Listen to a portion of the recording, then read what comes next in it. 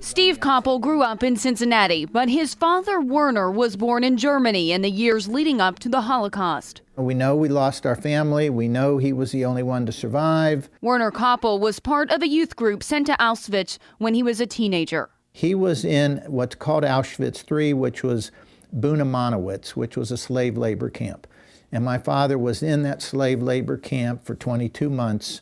The average lifespan was a couple of weeks to a couple of months. In January of 1945, thousands of prisoners were moved from Auschwitz to avoid the Soviets' advance in what came to be known as the Death March. Koppel was one of the few to escape. And my father, on that death march, was the old look left, looked right, forward, back, didn't see any Nazi guards looking at him, and he ran into the woods. Now, he could hear, you know, the orders were shoot to kill. They don't chase, but shoot to kill.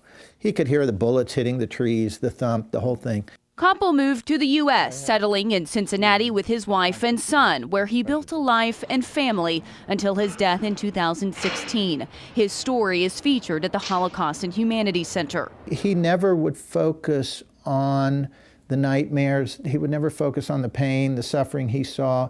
He would talk about the danger of hate and prejudice and how to fight it. Koppel says he's concerned at the resurgence of hate in today's world with an increase in anti-Semitism.